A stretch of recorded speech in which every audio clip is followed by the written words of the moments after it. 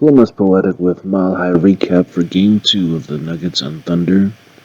Well, luckily this win for OKC only counts as one, so the series is now tied 1-1, as OKC had their way. They had a good night. They scored 149, Denver scored 106. It was just that first quarter onslaught. First half in general, really. The Thunder shot 59% from the field in the first half, so if you're not hitting shots, if you can't get stops, it's a vicious cycle. It's a perfect storm of bad. The Thunder fans were loving it. This is what Thunder fans and those who selected OKC in the second round to do. They thought this is what the entire series was going to be. It was nice to see that Game 1 was a reality check for them in that their team is not perfect. So Game 2, Denver received their own reality check of they're not perfect. Luckily, Nuggets got the split. When you go on the road in the playoffs, you always want to get at least a split.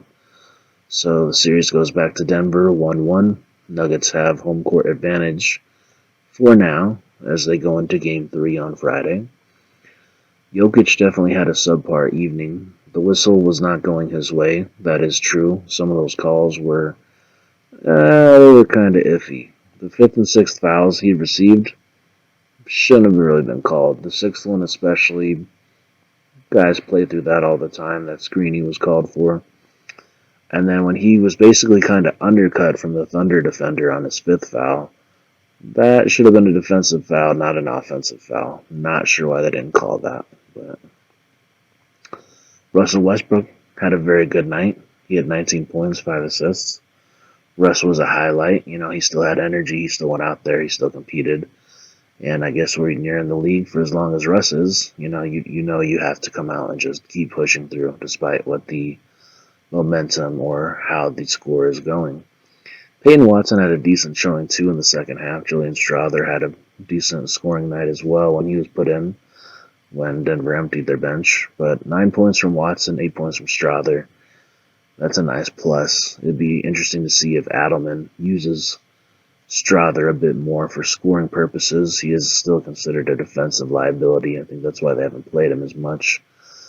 Watson as well.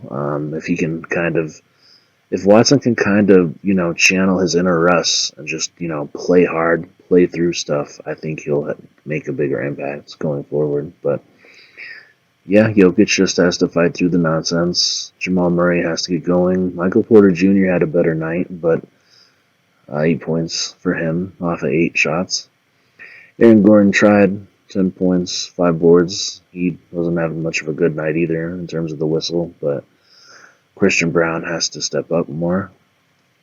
And yeah, Denver just defensively has to get more stops. They have to get more rebounds. And you can't have 21 turnovers and expect to win the game. So Nuggets lose Game 2.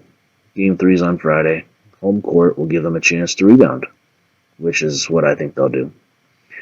This has been Mile High Recap with Plumas Poetic. We'll see you after Game 3.